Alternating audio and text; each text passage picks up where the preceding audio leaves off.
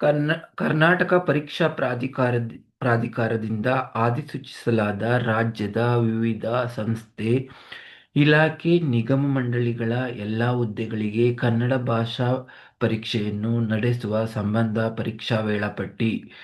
ಯಾರೆಲ್ಲ ಕನ್ನಡ ಎಕ್ಸಾಮ್ನ ತಗೊಂಡಿದ್ರು ಅವ್ರಿಗೆ you have in there are five different notifications. Okay, ಸಂಖ್ಯೆ ED/KEA ಆಡಳಿತ CR4 2024-25 RPC ದಿನಾಂಕ 8/10/2025. ಸಂಖ್ಯೆ ED/KEA ಆಡಳಿತ CR22 2024 and 2025 RPC ದಿನಾಂಕ 31/10/2025. ಸಂಖ್ಯೆ ED/KEA ಆಡಳಿತ CR25 2024-25 RPC ದಿನಾಂಕ 15/11/2025. ಸಂಖ್ಯೆ ED/KEA ಆಡಳಿತ CR05 2024-25 ಕಲ್ಯಾಣ ಕರ್ನಾಟಕ ದಿನಾಂಕ 8/10/2025.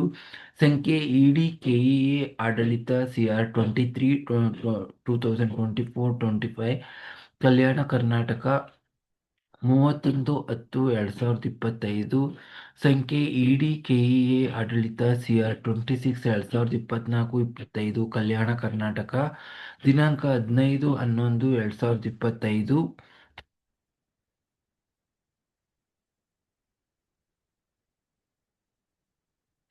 ಕರ್ನಾಟಕ ಪರೀಕ್ಷಾ ಪ್ರಾಧಿಕಾರವು ರಾಜ್ಯದ ವಿವಿಧ ಸಂಸ್ಥೆ, ಇಲಾಖೆ, ನಿಗಮ ಮಂಡಳಿಗಳಲ್ಲಿ ಖಾಲಿ ಇರುವ ವಿವಿಧ ವೃಂದಗಳ ನೇರ ನೇಮಕಾತಿ ಹುದ್ದೆಗಳಿಗೆ ಸ್ಪರ್ಧಾತ್ಮಕ ಪರೀಕ್ಷೆಯನ್ನು ನಡೆಸಲು ದಿನಾಂಕ 8/10/2025, 31/10/2025 ಮತ್ತು 15/11/2025ಗಳಂದು ಪ್ರತ್ಯೇಕ ಅಧಿಸೂಚನೆಗಳಲ್ಲಿ ಅರ್ಜಿಗಳನ್ನು ಆಹ್ವಾನಿಸಲಾಗಿರುತ್ತದೆ.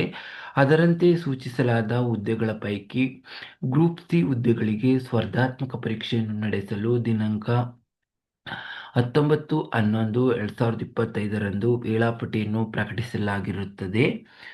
ಮುಂದುವರೆದು ಸರ್ಕಾರದ ಅಧಿಸೂಚನೆ CRSE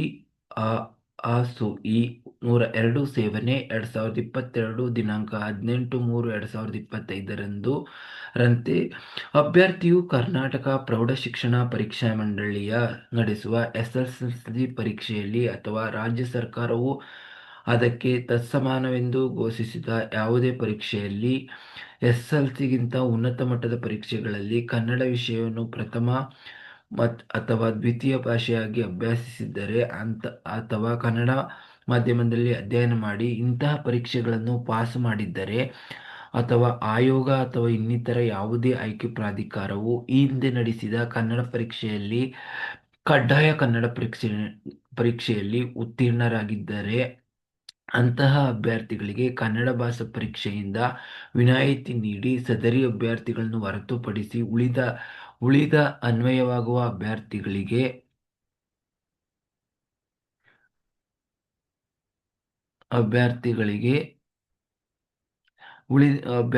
ಕನ್ನಡ ಪರೀಕ್ಷೆಯನ್ನು ನಡೆಸಬೇಕಾಗಿರುತ್ತದೆ.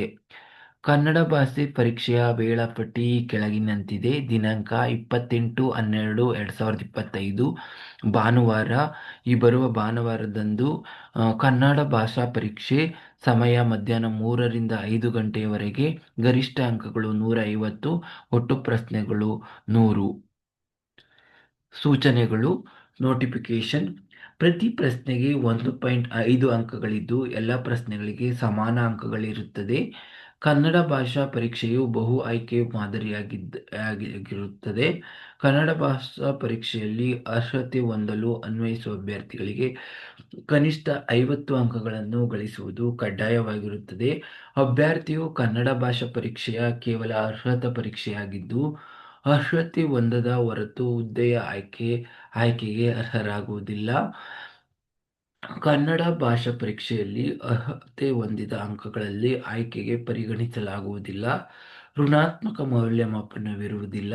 ಉಳಿದ ಹುದ್ದೆಗಳ ಪರೀಕ್ಷಾ ವೇಳಾಪಟ್ಟಿಯು ಮುಂದಿನ ದಿನಗಳಲ್ಲಿ ಪ್ರಾಧಿಕಾರದ ವೆಬ್ಸೈಟ್ನಲ್ಲಿ ಪ್ರಕಟಿಸಲಾಗುತ್ತದೆ.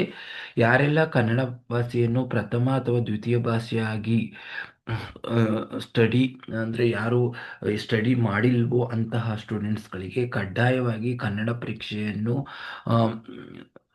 ಎಚ್ ಕೆ ನಾನ್ ಎಚ್ ಕೆ ಎಲ್ಲ ವಿದ್ಯಾರ್ಥಿಗಳು ದಿನಾಂಕ 28/12/2025 ಬರುವ ಭಾನುವಾರದಂದು ಕನ್ನಡ ಭಾಷಾ ಪರೀಕ್ಷೆಯನ್ನು ಮಧ್ಯಾಹ್ನ 3 ಗಂಟೆಯಿಂದ 5ರವರೆಗೆ 150 ಅಂಕಗಳಿಗೆ ಒಟ್ಟು 100 ಪ್ರಶ್ನೆಗಳಿಗೆ ಉತ್ತರಿಸಲಾಗುತ್ತದೆ.